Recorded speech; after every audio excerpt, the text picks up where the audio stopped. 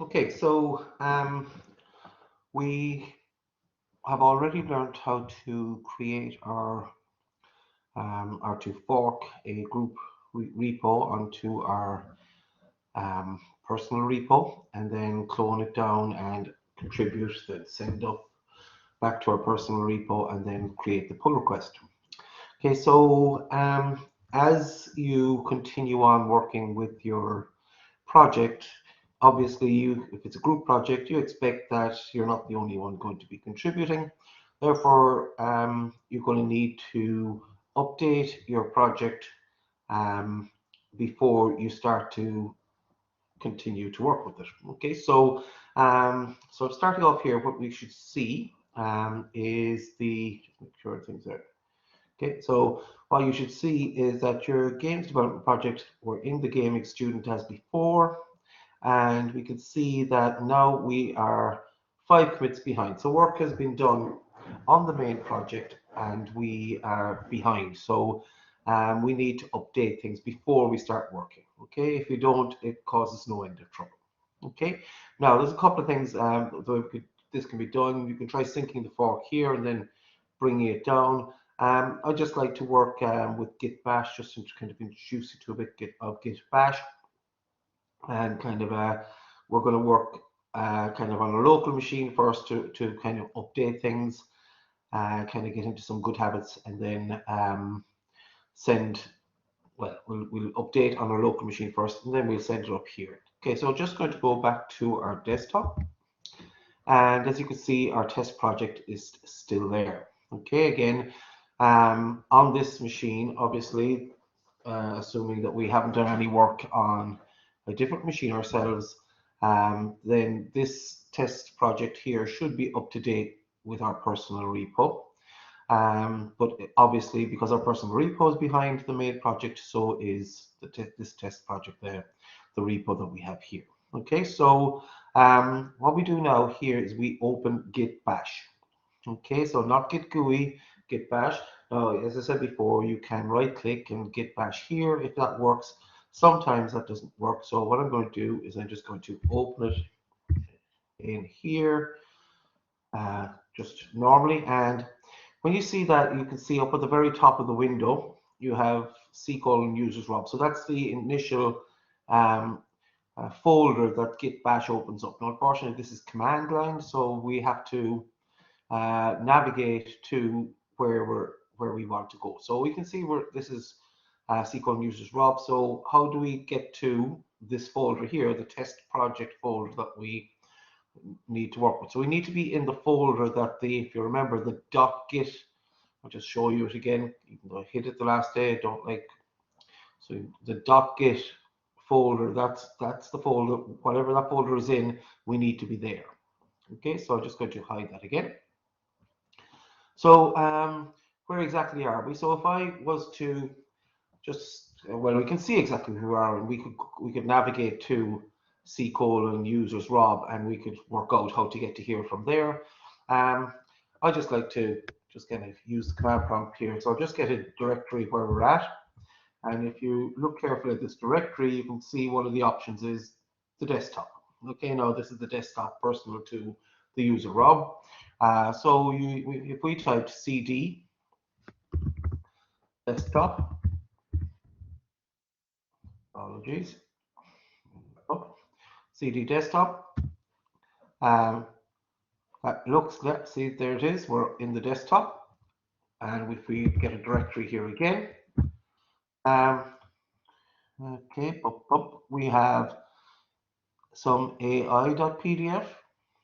Okay, now you can see there is that file there. And we have Microsoft Teams. So what are we looking for? We're looking for our project, and there it is, the folder test project in there. So we need to type cd for change directory and test project. And return. And again, if we were to directory there, we're going to see the slash spaces, the way that it does the spaces. So it's GD space group project, which is the name of it. Now, it's probably better off not putting the spaces in there, but we get away with it. So we can see we're obviously in the same directory. Okay, now obviously it does not show the hidden directory here, so we won't see the .git directory. So now that we have successfully navigated to the correct folder, we are in the repository, so we should be able to ask questions of the repository here. Okay, so the first question that would always like you to ask is, what are the remotes effectively that are linked to this repository? Okay, so to do this, every git command on the console starts with git, and you just type remote because we're interested in remotes in this case, and the -v, I don't know why it's -v, but it is, basically lists all the remotes that are linked to this. And if we can see, I'll just maximize this and maybe can make it bigger. There we go. So we can see that there's an origin, and it's basically the URL of the personal repository of the game student. Okay, so that's perfectly reasonable, and it does it twice, one for the fetch and one for the push, just in case there was a slightly different kind of send and receive sort of locations. Okay, now that's fine if we only want to work with our personal repository, which you could do if we synced and then synced. Remember, the sync fork was an option up there, and we could have then worked with that. But what I'd like to do here now is I would like to add the group repository to this as a remote, and basically pull the changes straight down onto the machine here. Okay, so to do that, we need to add a remote directory. Now, the command for that is, again, it has to be git. Because we're dealing with remotes, we say git remote, and now we're going to say add. Okay, and that's what we're adding a repository. Now, if you're creating a variable, you'd say the variable name, and you might put a value in it. So that's effectively what we're doing here, and we give it the name group repo. So you see sometimes you see a lot of other names, kind of classically kind of things like upstream and things like that. But I think this, for our purposes, makes more sense. We're talking about this is a group repo. It's my group repo. It's pointing to that. Now, again, we have read access. We don't have write access. Okay. Now, that's all very well. We need to put a value in there, and the value is going to be the same way the origin is the name of our GitHub, our personal GitHub, and that has a HTTP. It has a URL to get to it. We're going to need a URL to go in here. Okay. So, how do we get around that? So just trying to get that out of the way.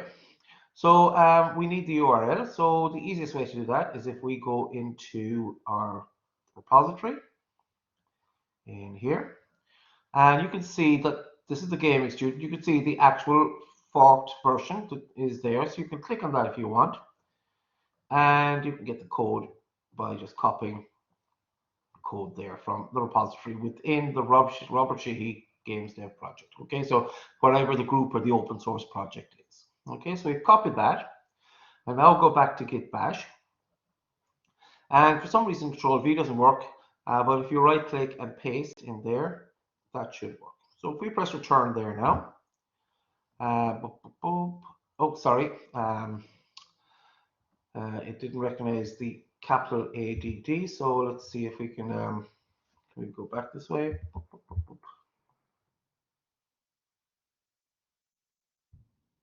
Change to little a dd, and that seems to, well, it hasn't complained anyway, not necessarily done anything, but it hasn't complained.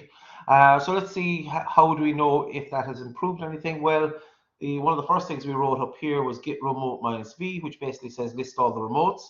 So if I up arrow, you can select the commands. Just pressing the up arrow allows you to get the lines that you typed before. And I put that in now. You can now see we have two real remotes. One, the origin, which we had already, which is the personal one to the gaming student or to the contributor. And one is the group repo, which basically involves is a link to the, as I said, the main open source project. Okay. Now, all we've done is linked. We've just basically told the repository that this is where we might like to look. Okay. So the next thing we'd like to do is we'd like to get the changes that were made to the group repo. Okay. Now we saw that there were changes made. We were behind. So to do that, we fetch the changes. So we git fetch, and rather than putting the URL in, you just put the name of that we gave it, in this case, group repo.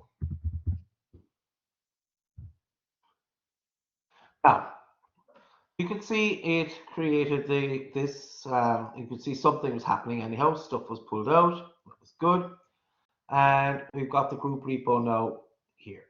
Now, what I'd like to do now is I would like to check, well,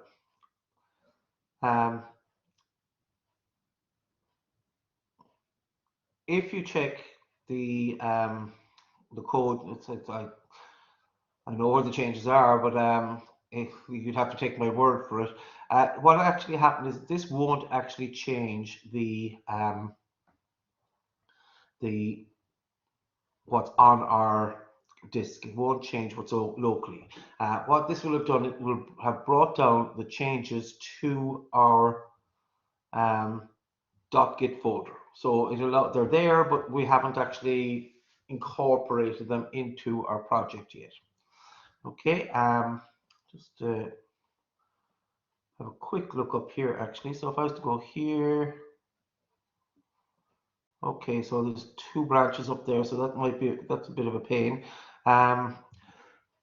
So we never merged the master and the main up there, so that's okay. It's fine. It's no big deal. We can do it afterwards. So if we're back here, what I always suggest doing is this is the one that you really want. Whatever the last one is down there, that's the one you want to do. So this group repo / master is the typical. Now, because I hadn't merged the two or created a pull request and basically got rid of the master, that is most likely the most up-to-date version, because you would typically overwrite the main or incorporate the changes into the main there. So I'm going to bring that down. Now, as I said, they are brought down. We fetched the changes, but we haven't incorporated them because obviously that we don't know whether that might cause difficulties. So the way we do this to incorporate them is we merge the changes with our local. So you go git merge and group repo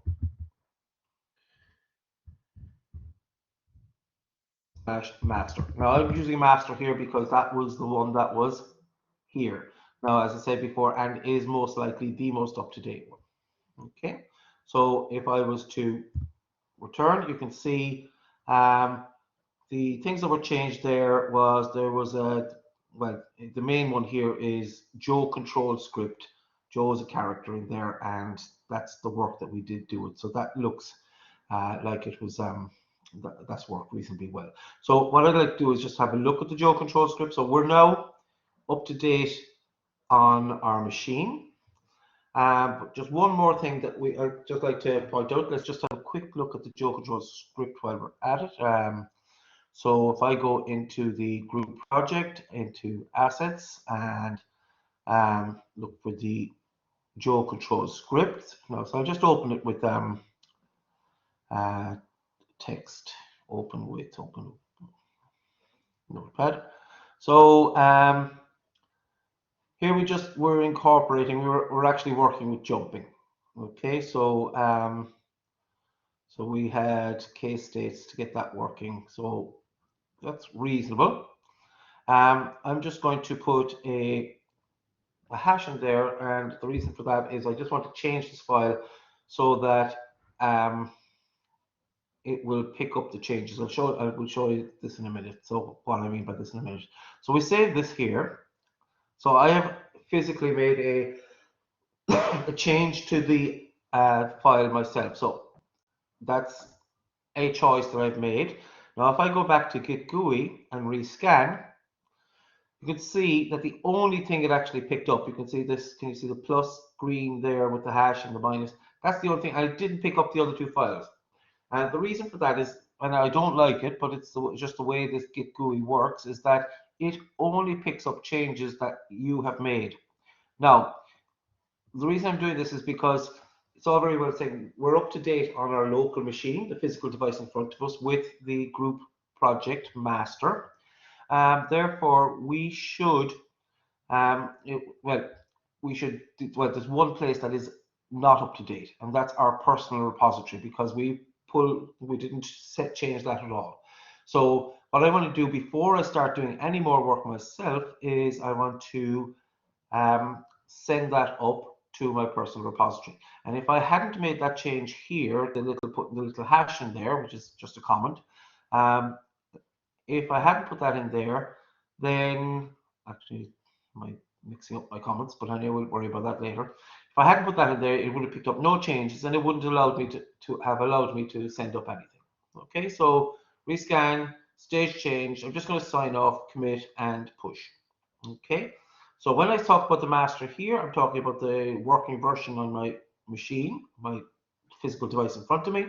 And when I'm talking about the remote, it's the origin it's sending it to. Okay, now if I click here, it's not updated on here yet, but you possibly could have the group repo in there, but it would be silly to try and send it to that one because you have no write access. So we're sending this up to our local. So we push, and that is successful. So if I now go to my personal repository, okay, that is the group one. So I just navigate to my personal repositories and go in there. We should see that the master had recent push less than a minute ago. So again, it highlights the changes.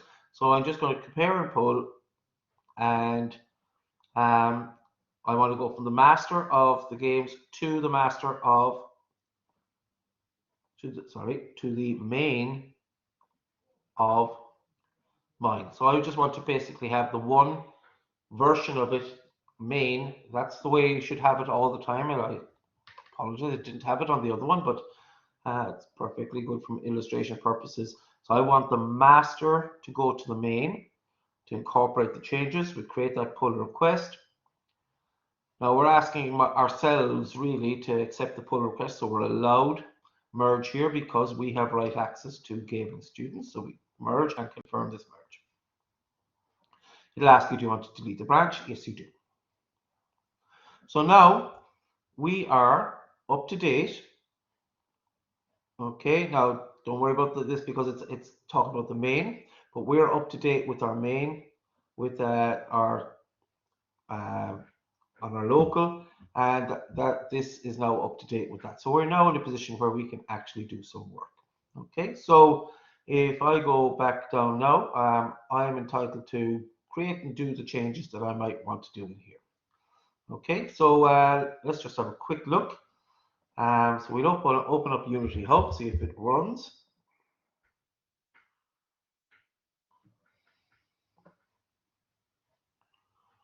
So I haven't actually opened this project yet in this Unity Hub, so I'm going to open, and I will navigate to the Unity project within this GD group project is the Unity folder within the repository folder. So if I open that, now it might take a while, but it should start opening this up.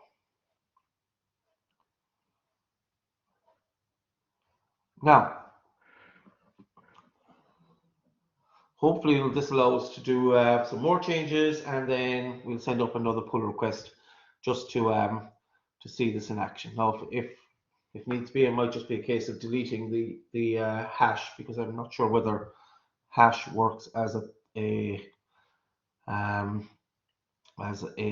comment in C#. So seeing as I put it in, and I'll better take it out.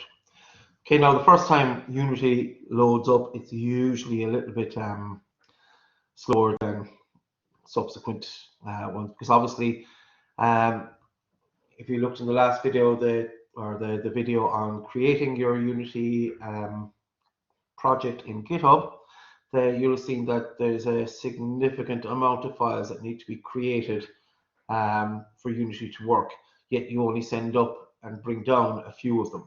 Now, my memory serves me correctly. Okay, that's compilation, so this is probably the error that I was talking about. So we'll ignore and we'll just keep going.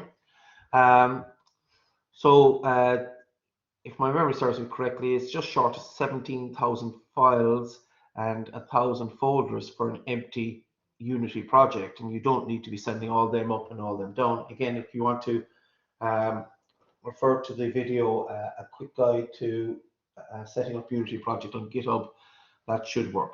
Okay, so this is working Unity. Now, here we go. And it's giving me an error. I'm pretty sure that's Joe control, that it's the hash that I had there. So again, the directive, I think that would tally with everything.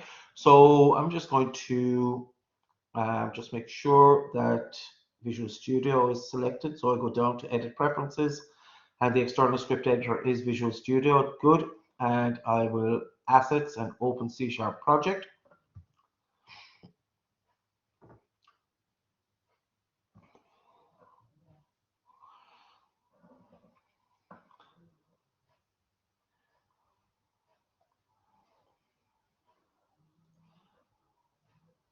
And again, we're looking for project 1 of 1 on your Solution Explorer to appear. If you see 0 of 1 or 0 of 0, you need to check that's linked properly. So we're going back to the Joe control script, and we can see the hash that I included here is causing problems. Okay, so just delete that hash there. Now that's effectively a change. So if I was to just build that, or you don't need to build, you just need to save. If I go back to Unity here, so where were we? But should have been in Rob's test. There we go. So press play, see what happens. So you can see we have our character animated to a degree, and he does a jump. Whoops, that's so we have him sort of animated and sort of jumping. Okay, so that's reasonable. So we made a change. It was a tiny change, but we made a change. Obviously, if you were doing a bit more work than that, you would well, typically you're going to be doing a lot more work than that. So if we want to send that change back up, so what we're going to do is we would close everything off, including Visual Studio. Okay, you don't need to close Unity Hub because it's not actually opening the files that are in question. Now, if we go to Git GUI and rescan, you'll see again that it has changed. Okay, something is slightly changed in here as well, the project settings, but the most important thing is that you can see, well, it's kind of hard to see, but you can see the red minus with the hash and plus space. So basically we replace the hash with the space. So that's pretty good. So we stage that, continue, and sign off. I'm not going to put a message in there. But I mean, obviously you would put a commit message typically if you've done any decent amount of work. Commit to it and push. So now when I push, I send it up to the game master, gaming student master. Okay, so again, because I can only send it up to where I have permission to write. And I'll close that off now, don't need that anymore. So I go now to the gaming student, and we should see, okay. And no, it's not saying, it's not showing me this time. Normally there's kind of a little, kind of a panel here that kind of highlights that there's a change, and you can see that nothing here has changed for 7 or 8 minutes. We just sent up a change just a couple of seconds back. So how do we get around that? Well, you can see we're in the main, and we have to expect that it's going to change the master. So if you don't see that, you need to go to your branches here, and you've got your You can see your master updated 1 minute ago. So you create a new pull request here. And again, think about where you're sending it. We want to merge this master with the main, but we want to merge it with the main of your current GitHub repository. Okay, so because we just want one version to work with. So that's fine. We are sending it from the master that was just updated a minute ago to the main. So create this pull request. Fingers crossed, there shouldn't be any issues. No conflicts. Good. Confirm merge. And happy days. We're done. We have successfully contributed to the we've successfully updated the version on our repository, our personal repository. So what we next need to do now okay, so we've merged this, so I'm just going to delete the master then as well. Okay, I'd rather have just the one version. Okay, so one branch, and we're done. So the next thing we'd like to do is we would like to ask that the group repo or the group, that the changes that we did be considered for inclusion in the group project. Okay, so to do that, we need to go to pull request, and what are we sending? So we're creating a new pull request, and we are sending from my main, or from the gaming students main, to the group repositories main. So we create this pull request.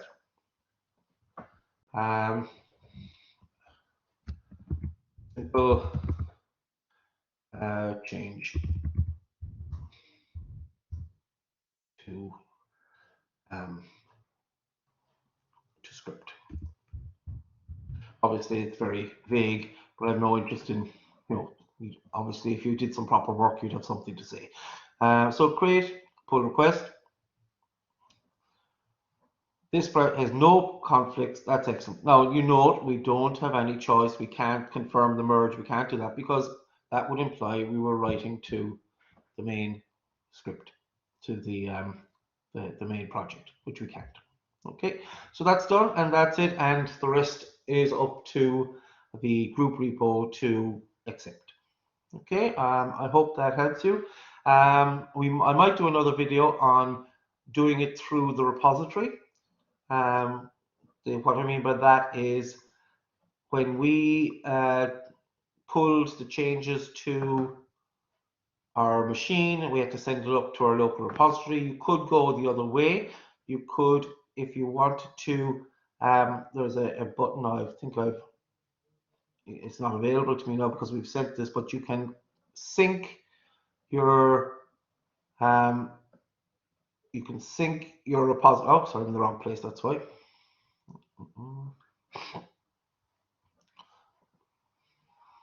Okay, so you have an option here to sync the fork, and then you can send the information down to your physical machine as well. Both ways work, but they both can have little idiosyncrasies that can cause problems. But we'll worry about that another day. Okay, so I hope that helps, and we'll talk soon. Take care.